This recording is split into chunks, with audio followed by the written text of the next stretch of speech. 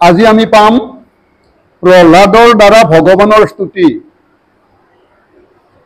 ভগৱান নৰসিংহ প্ৰভুক ব্ৰহ্মা, ৰুদ্ৰ, ইন্দ্ৰ সকলে স্তুতি কৰিলে, কিন্তু মহাপ্ৰভুৰ যিটো খং উঠিছিল এই খংটো কিন্তু কোনে কমাব নোৱাৰিলে।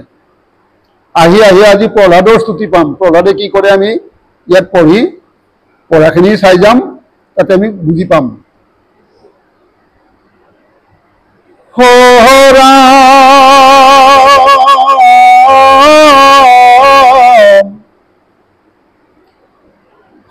নারদ বদতি রায় শুনা যেন অভিপ্রায়, এহি মতে স্তুতি কৰি দেব ব্ৰহ্মা ৰুদ্ৰ আদি কৰি হবদেৱে নম্ৰ ধৰি, ক্ৰোধ গুচাই বাকলৈ হবে, নপাৰিলা তানকেৱে দেখি পাছে হবে দেৱে, দৰে কাম্পে তৰ তৰি কৰি, লক্ষ্মীৰ অপাশক গুয়া কৃতাঞ্জলি হবে হুয়া, কহয় অল্প কৰি দৌৰি। নাৰদে কৈ আছে, হে যুধিষ্ঠিৰ চোৱাচোন কেনেকুৱা এনেকে সকলো দেৱতাৰ স্তুতি কৰাৰ ইয়াত নামবিলাক দিছে।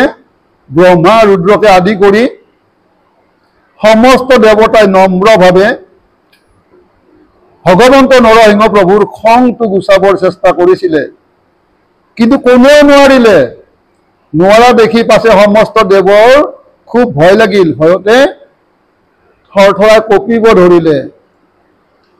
আন একো উপায় নেদেখি লক্ষ্মীৰ ওচৰত গ'ল। লক্ষ্মীটো নাৰায়ণৰ ভাৰ্যা, লক্ষ্মীয়ে কি জানিবা তেওঁৰ খংটো কমাব পাৰিবই, এই ভাবি লক্ষ্মীৰ পাশত গ'ল সমস্ত দেৱতা। যাই কি কৰিলে, কৃতাঞ্জলিভাৱে সমস্ত সেৱা কৰি ভয় কৰি লক্ষ্মীক কিবা কয়, শুনোচোন কি কয়। শুনা আই জগমাতা, তুমি সংসাৰৰ ধাতা, স্বামীৰ ক্ৰোধক গুচায় তেবে আমি জীও হবে ক্ৰোধ এৰি লন্ত যেবে, এহি মানে কৃপা কৰি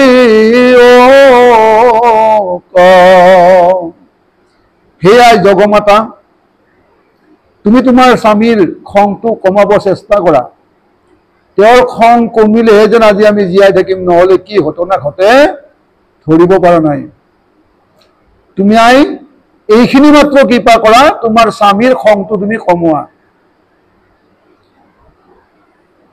দেৱতাৰ বাণী শুনি লক্ষ্মী দেৱী মনে গুণি, নৃসিংহৰ ওচৰক গলা,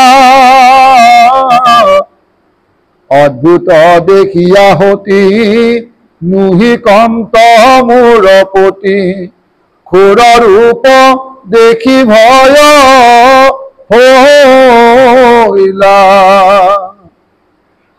দেৱতাসকলৰ এই কথাখিনি শুনি লক্ষ্মী দেৱীয়ে চেষ্টা কৰি চাওঁ বুলি কৈ আগবাঢ়ি গৈ দেখিলে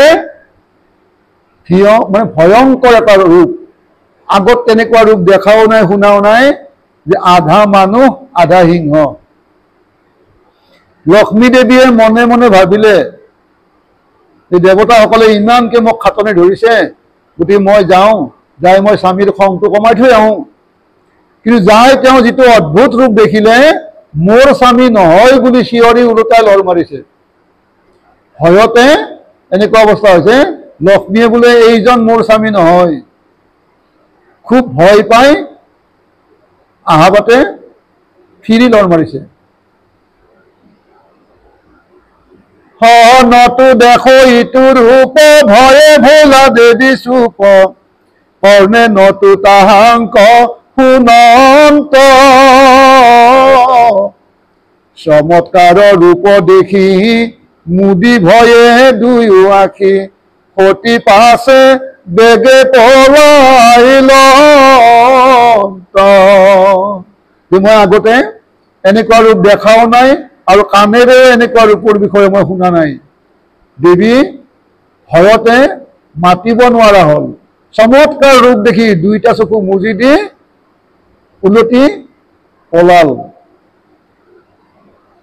হেন দেখি দেৱগণে ভয় ভৈলায়াতি মনে আমাক মাৰিবা নৰহৰি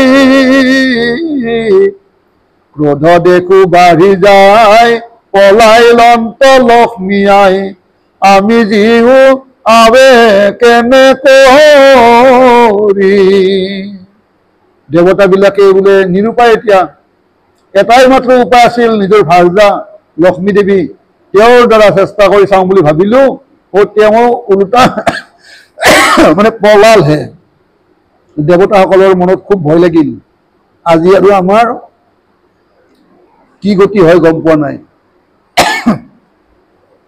খং বাঢ়ি যায় আছে নৰসিংহ প্ৰভুৰ এতিয়া উপায়হীন হৈ প্ৰহ্লাদৰ ওচৰত যাব ব্ৰহ্মাকে আদি কৰি দেৱতাসকলে প্ৰহ্লাদেনো কি কৰে আমাৰ পিছৰ কথাখিনিত পাম প্ৰহ্লাদ কচাই পাছে ব্ৰহ্মা যায় অল্প কৰি বুলি লন্ত হে বাপ উঠ কৰ মন তুষ্ট নৃসিংহ কৰান্ত ব্ৰহ্মা প্ৰহ্লাদৰ ওচৰত গ'ল যে লাহে লাহে প্ৰহ্লাদক ক'লে হে বাপ অলপ কষ্ট কৰি নৰসিংহ প্ৰভুৰ খংটো কমাই তেওঁক শান্ত কৰা হয় ওচৰ কজায় ক্ৰোধক গুচায় সমস্তকে দয়া কৰা তোহৰ পিতৃক মাৰিয়া অধিক মহাক্ৰোধ ঈশ্বৰ হে প্ৰহ্লাদ সকলোকে যা ভগৱানৰ খংটো কমাওয়া এইখিনি আৰু তুমি আমাক দয়া কৰা তোমাৰ পিতৃক মাৰি উঠি ঈশ্বৰৰ খুব খং উঠিছে গতিকে এই খংটো তুমিয়ে কমাব পাৰিবা ব্ৰহ্মাই লাহে লাহে প্ৰহ্লাদক কথাখিনি কৈ আছে শান্ত কৰ তাংক গুচায় কচংক হবে মৰু দৰত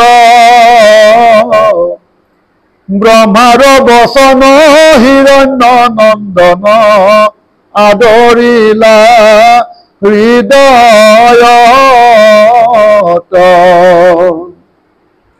ব্ৰহ্মা যে নমত বাক্য বুলি লন্ত সেই মতে ধৰিলন্ত মহাভাগৱত প্ৰহ্লাদ মহন্ত শুনা যুধিষ্ঠিৰ হন্ত হে প্ৰহ্লাদ ঈশ্বৰক শান্ত কৰা আমাৰ মনৰ যিটো চক লাগিছে আমি যাতে এইটো কিছু এৰিব পাৰোঁ নহ'লে এতিয়া সমস্ত মৰিব এই ভয়তে ব্ৰহ্মাৰ বচন প্ৰহ্লাদে শুনি লৈ ধাৰণ কৰিলে ব্ৰহ্মাই যেনেকে কৰি মানে কৈছে ঠিক তেনেকে কৰিব বিচাৰিলে প্ৰহ্লাদে এতিয়া এই কথাখিনি যুধিষ্ঠিৰক পুনৰ নাৰদ মুনিয়ে ক'ব কিছু কিছু কৰি মহামুন ধৰি চলিলা হৰিৰ কাছে 500 বৎসৰৰ সৱাল সুন্দৰ ওচৰ পাইলন্ত পাছে প্ৰহ্লাদে লাহে লাহে একো মুখেৰে নমতাকে হৰিৰ ওচৰলৈকে গ'ল। 5 বছৰৰ চৱাল তেওঁ যাই ওচৰ পালে। ভূমিত পৰিয়া কৃতাঞ্জলি হুয়া দণ্ডৱতে নমিলন্ত চৰণ মূলত হুয়া অৱনত দৈত্য শিশু পৰিচন্ত। মাটিত পৰি লৈ কৃতাঞ্জলি ভাৱে দণ্ডৱত কৰি চৰণৰ ওচৰতে দৈত্য শিশু প্ৰহ্লাদে পৰি গ'ল। এতিয়া আমি নামত যেনেকৈ গাওঁ স্বামীৰাম নেৰুৱাৰ চৰণ তোমাৰ, এই চৰণত পৰিলে ধৰিলে এতিয়া স্তুতি কৰিব। নিহিংস দেশন্ত পাছে চৰণত পৰি আছে প্ৰহ্লাদ কুমাৰ মহাসন্ত। কৃপায়ে পীড়িত হুয়া হৰিৰ দ্ৰবিল হিয়া হাতে ধৰি কোলে চপাইল। নৰসিংহ প্ৰভু দেখিলে কুমাৰ প্ৰহ্লাদে চৰণৰ আগত পৰি আছে। খুব কৃপা উপজিল ভগৱন্তৰ প্ৰহ্লাদৰ ওপৰত। হৰিৰ হিয়া দ্ৰৱীভূত হ'ল, হাতেৰে তুলি লৈ কোলাত বহাই ল'লে প্ৰহ্লাদক। আগত দেৱতাসকলে কি কৰিছিলে আমি পাইছোঁ, তেওঁলোকে নিজৰ নিজৰ স্বাৰ্থ অভিলাষবিলাক ভগৱন্তৰ ওচৰত ব্যক্ত কৰি দূৰৰ পৰাই সেৱা কৰিছিল, ওচৰত যাব ভয় কৰিছিলে। গোটেইবিলাকৰ কথা আমি পাইছোঁ। এইবাৰ আজি আমি লক্ষীৰ কথাও পালোঁ। লক্ষীটো ওচৰকে নাযায়, উল্টাই তেওঁ দৌৰ মাৰিলে। কিন্তু ভকত প্ৰহ্লাদে কৰিলে কি, ভগৱন্তৰ ভৰিত ধৰি লৈ আগত পৰি আছে। এইখিনিতে ভগৱন্তৰ ভকতৰ ওপৰত কৃপা আহিল। কৃপা আহি হাতেৰে তুলি আনি কোলাত বহাই ল'লে। প্ৰহ্লাদৰ হিৰণীয়া হস্ত পদ্ম প্ৰভু দিয়া অনেক আশ্বাস কৰিলন্ত। কাল নাম সৰ্প যিটো সংহাৰক খাই সিটো, সিটো হস্তে কালক গোচান্ত। সেই হস্ত মাথে দিয়া অশুভক বিনাশিয়া নিশেষে বাসনা ক্ষয় গৈলা। এটি ক্ষণে প্ৰহ্লাদৰ ব্ৰহ্ম জ্ঞান দৃঢ়তৰ হবে আশী হৃদয়ত ভৈলা। কোলাত বহাই লৈ ভকতক ভগৱন্তৰ কোলাত বহাই লৈছে। শিৰ ঘ্ৰাণ কৰিছে, মূৰত হাত দি মূৰটো হাত বুলাই দিছে। যি কাল সৰ্প সময়ে আমাক যেনেকৈ গ্ৰাস কৰি আছে, সেই ভগৱন্তৰ হাতে সেই কালকো স্তব্ধ কৰাব পাৰে, কালৰ গতিও স্তব্ধ কৰাব পাৰে ভগৱন্ত। সেনেকুৱা ভগৱন্তৰ হস্ত প্ৰহ্লাদৰ মাথাত দিয়াৰ পিছত প্ৰহ্লাদৰ যদি কিবা অশুভ বাসনা অলপমান কিবাও আছিলে সমস্তখিনি ক্ষয় হ'ল। এতিয়া প্ৰহ্লাদৰ ব্ৰহ্ম জ্ঞান দৃঢ় হৈ তেওঁৰ হৃদয়ত উপস্থিত হ'ল ব্ৰহ্ম জ্ঞান। পৰম আনন্দ হুই নিহিংহৰ পদ ধুই হৃদয়ত চিন্তিবে লাগিলা। ৰোমাঞ্চিত তনু ভৈলা প্ৰেম চিত্ত দ্ৰবী গৈলা নয়নৰ লোতক বহিলা। মহাপুৰুষাৰ্থ আৰ তাত পৰে নাহি হাৰ নুহি কয় সাধন জানিবা। তাত পৰে ভক্তি শ্ৰেষ্ঠ নাহি কয় নিস্তে নিষ্ঠ মহাপ্ৰেম ভকতি মানিবা। যেতিয়া হৃদয়ত দৃঢ়ভাৱে ব্ৰহ্মজ্ঞান লাভ কৰিলে প্ৰহ্লাদ পৰম আনন্দিত হ'ল। নিহিংসৰ চৰণ তেওঁ হৃদয়ত দেখিব ধৰিলে আৰু হৃদয়তে নিহিংসৰ চৰণ তেওঁ চিন্তা কৰিব ধৰিলে। তেওঁৰ শৰীৰ ৰোমাঞ্চিত হ'ল, চিত্ত দ্ৰৱীভূত হ'ল, চকুৰ পানী ওলাল যে কৈছে ইয়াতকে আৰু মহাপুৰুষাৰ্থ আৰু আন একো নাই। ভগৱন্তক হৃদয়ত তেওঁ চিন্তা কৰিলে, তেওঁৰ হৃদয় দ্ৰৱীভূত হ'ল, চকুৰ পানী নিগৰি ওলাল। হয় একচিত আতি হুয়া কায় বাক্য মন দিয়া, আখি হৃদি নিহিংহত দিলা।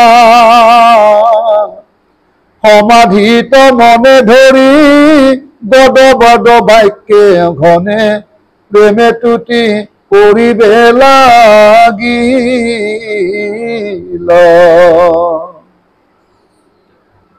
হে ৰাম নিহিংহৰ কৃপা, অমৃত কপায়া। প্ৰহ্লাদে স্তুতি কৰিলা, দুতয় অধিক 40 শ্লোক কহ। প্ৰহ্লাদে ৰংগে বুলিলা। যেতিয়া ভগৱন্তৰ কৃপা পালে, প্ৰহ্লাদে যেতিয়া ব্ৰহ্মজ্ঞানত জ্ঞানী হ'ল, তেওঁ স্তুতি কৰিব আৰম্ভ কৰিলে ভগৱন্তক সমাধি ধাৰণ কৰি। দুটাই অধিক 40 শ্লোক অৰ্থাৎ 42টা শ্লোকেৰে তেওঁ প্ৰহ্লাদে স্তুতি কৰিছে। 42টা শ্লোকেৰে, দুটাই অধিক 40।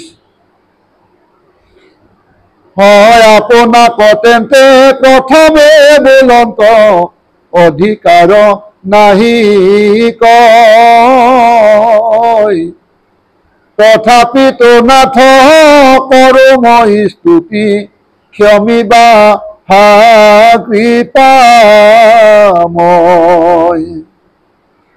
অধিকাৰ আছে যেন মতে পাছে, দেখাই বাক লাগিল অন্ত। তুমি দয়া নিধি জগতৰ বিধি, তুমি হে প্ৰভু অনন্ত।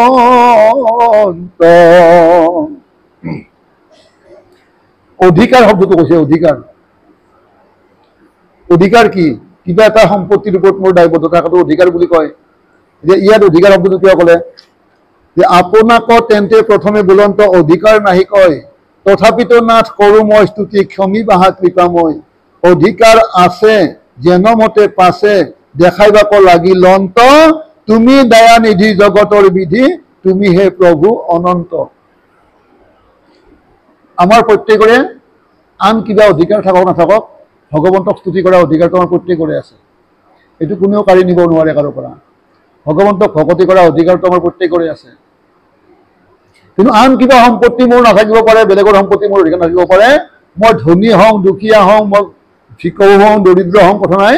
ভগৱন্তক স্তুতি মিনতি ভকতি কৰা অধিকাৰটো কিন্তু প্ৰত্যেকৰে আছে। গতিকে অধিকাৰ শব্দটো ইয়াত আহিলে।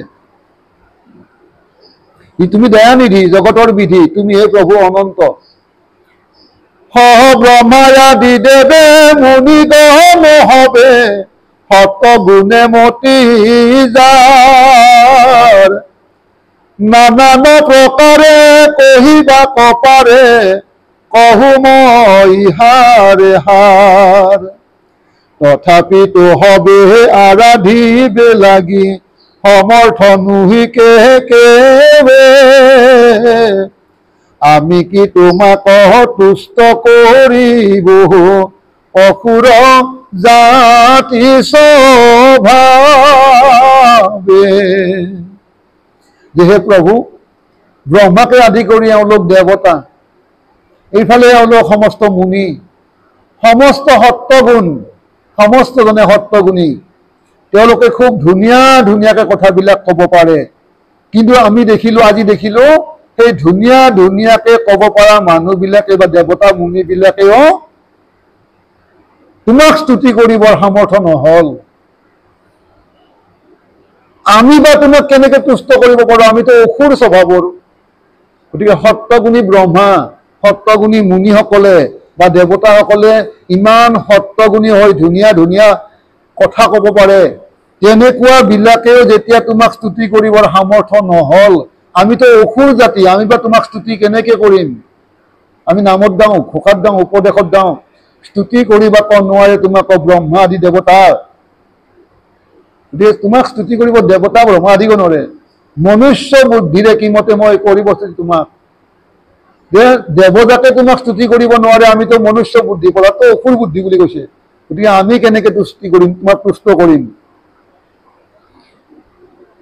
হন্ত কুলে জন সুন্দৰ পণ্ডিত, ইন্দ্ৰিয় নিপুণ গুণে, প্ৰভাৱে কান্তিয়ে উদ্যম বুদ্ধিয়ে, নপাৱে যোগে আপোনে, ধন আদি কৰি দ্বাদশ গুণত, তুষ্ট নোহা ভগৱন্ত, পৰম পুৰুষ তুষ্ট তুমি জাত, কহু মই তাৰ তত্ত্ব। যে সন্ত কুলত জন্ম, সুন্দৰ সুন্দৰ পণ্ডিত, ইন্দ্ৰিয় গুণত নিপুণ, উদ্যম বুদ্ধি বা যোগ ধ্যান ধাৰণা বা ধন টকা পইচা আদি এই দ্বাদশ গুণেৰেও তুমি তুষ্ট নোহোৱা। পৰম পুৰুষ তুমি তেওঁতহে তুষ্ট হোৱা। মই কৈ আছো, কয় কি সন্ত কুলত জন্ম হওক, সুন্দৰ পণ্ডিতেই হওক, ইন্দ্ৰিয় নিপুণ হওক, ইন্দ্ৰিয় গুণত নিপুণ হওক, প্ৰভাৱত অতি কান্তিমন্ত হওক, উদ্যম বুদ্ধিমন্ত হওক, যোগ ধ্যান ধাৰণা কৰাই হওক, ধন আদি কিবা দিয়া মানুহ হওক, এনেকুৱা গুণত তুমি তুষ্ট নোহোৱা। তুমি এইবিলাক নিবিচাৰা, তুষ্ট নোহোৱা। তুমি কিহত তুষ্ট হোৱা কৈ আছে ইয়াতে। তোমাত ভকতি কৰিয়ে বচিত্ৰে, গজেন্দ্ৰে মাত্ৰ কৰিলা, নাহি তান্ত গুণ নুহি কো নিপুণ, তথাপি তাংক তৰিলা। যে তুমি কেনেকে তুষ্ট হোৱা। যে সেই গজেন্দ্ৰ তোমাক এক চিত্তভাৱে ভকতি কৰিছিল মাত্ৰ। তেওঁ কোনো গুণৱন্ত পুৰুষো নহয়, ইন্দ্ৰিয় গুণত নিপুণো নহয়, মাত্ৰ তেওঁ বিপদত পৰি তোমাক স্তুতি কৰিছিল, তথাপি তেওঁক তুমি তৰাইছিলা। এতেকতে প্ৰভু ভকতিতে তুষ্ট, কিছু গুণ নলাগয়, ভকতি বিহীন ভোলা যিটো জন, তাংক কিছুনো শুভয়। এতেকে হে প্ৰভু, তুমি মাত্ৰ তোমাক ভকতি কৰিলেহে তুষ্ট হোৱা, আন কোনো গুণ তুমি নোচোৱা, নিবিচাৰা। ভকতি বিহীনজন যিমান যিয়েই নহওক লাগিলে কিয়, তেওঁক কোনোৱে একোৱে তেওঁক শোভা নকৰে। বাহ্য গুণ যদি ব্ৰাহ্মণত থাকে, তোমাত যেবে নভজে, তাহাক কৰিয়া ভকত চাণ্ডাল, অধিক মানুহ সহজে। ব্ৰাহ্মণ ব্ৰহ্মজ্ঞানী হ'ব লাগে, কিন্তু ব্ৰাহ্মণৰ বাহিৰা সমস্তখিনি গুণে আছে, কিন্তু তোমাক ভকতি কৰা হয় সেইখিনি গুণ নাই। যদি তেনেকুৱা কোনোবা এজন ব্ৰাহ্মণ আছে যে বাহিৰৰ সমস্তখিনি গুণে আমাৰ চকুত পৰে বা তেওঁৰ আছে, কেৱল তোমাক ভকতি কৰা গুণটো নাই, হে প্ৰভু তেওঁত কৰি কোনোবা চাণ্ডালো ঊৰ্ধত বুলি সহজে মানি ল'ব পাৰি। তাহাক কৰিয়া ভকত চাণ্ডাল, অধিক মানুহ সহজে। আৰু সেনেকুৱা চাণ্ডাল ভকতে কৰিব পাৰে কি, চাণ্ডালে সমস্তে কায় বাক্য মনে, তোমাত অৰ্পিয়াছয়, সেহিত চাণ্ডালে সমস্তে কুলক, পবিত্ৰ নিষ্ঠে কৰয়। কিন্তু সিটো দিজে গৰ্বহন্ত হোত, মলিন মন সদায়, আপোনাক বিপ্ৰে পবিত্ৰ কৰিবে, নোৱাৰন্ত সমুদায়। গতিকে তুলনামূলকভাৱে ক'লে যে যদি ভকতিযুক্ত চাণ্ডালো হয় আৰু তোমাক ভকতিবিহীন ব্ৰাহ্মণো হয়, তুলনা কৰিলে এই চাণ্ডালজনে অধিক হ'ব। আৰু সেনেকুৱা চাণ্ডালজনে যেতিয়া তোমাক কায় বাক্য মন অৰ্পণ কৰি তোমাক ভকতি কৰে, তেওঁ নিজেতো পবিত্ৰ হয়ে সমস্ত কুলকো পবিত্ৰ কৰিব পৰা হয়। কিন্তু সেই যে তোমাক ভকতি কৰিব নোৱাৰা যিজন বিপ্ৰ বা দ্বিজ, তেওঁ নিজে তো পবিত্ৰ নহয়ে, আনকতো পবিত্ৰ কৰিব নোৱাৰে, তেওঁ নিজেও পবিত্ৰ নহয়।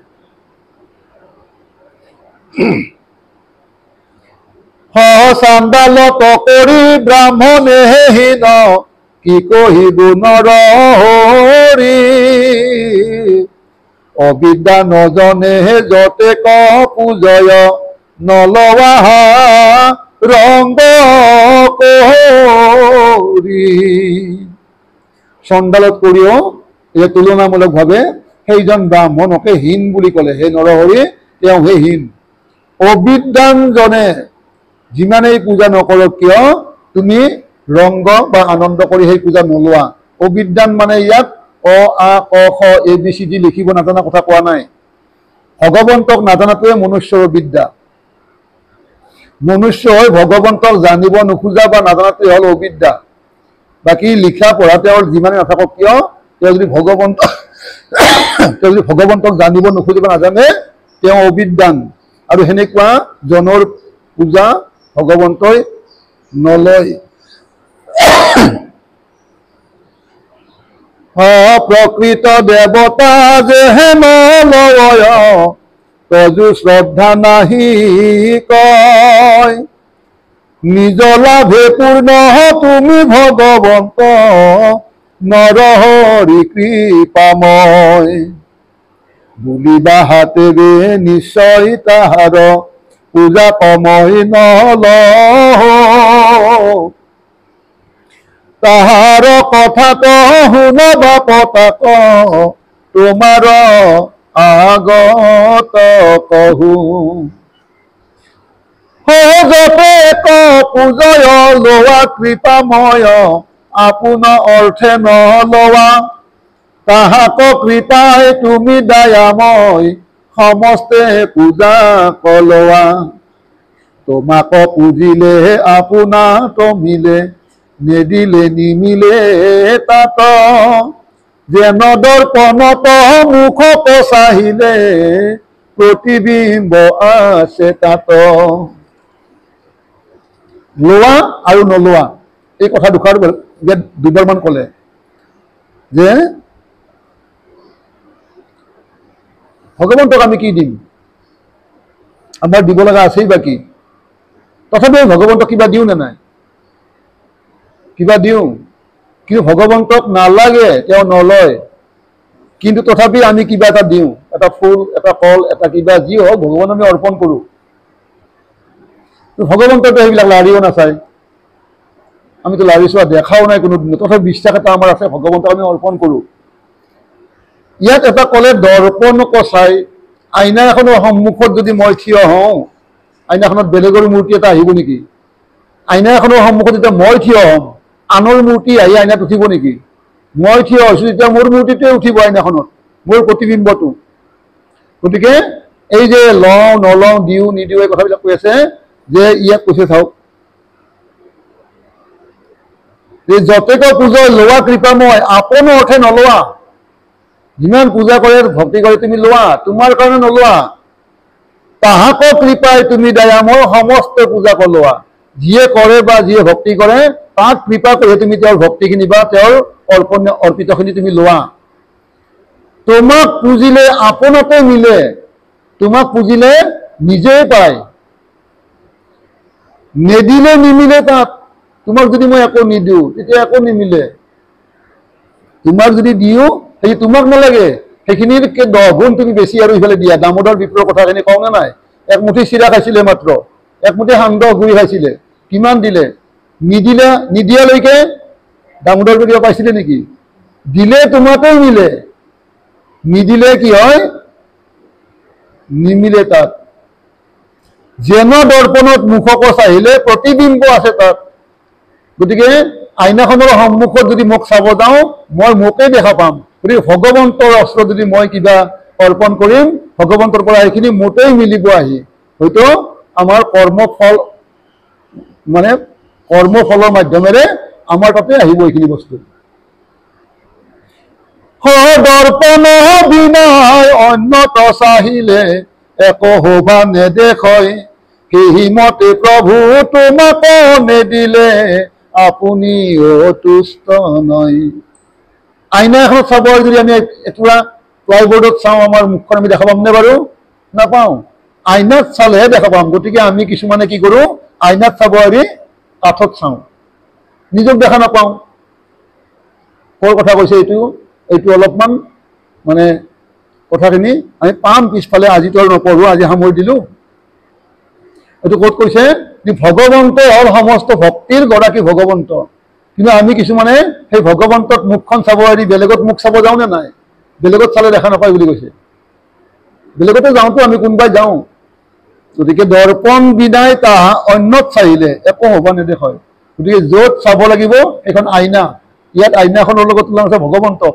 আৰু আইনাত নাচাই যদি অন্যত চাব যাওঁ, প্ৰতিবিম্ব আমি নেদেখাৰ নিচিনা কৰি তাতে কিবা দিলেও আমি তাৰ মানে কৃপাটো আমি ভগৱন্তই চব কণ্ট্ৰল কৰে, ভগৱন্তই নিয়ন্ত্ৰণ কৰে, প্ৰকৃতি পুৰুষৰ নিয়ন্তা মাধৱ।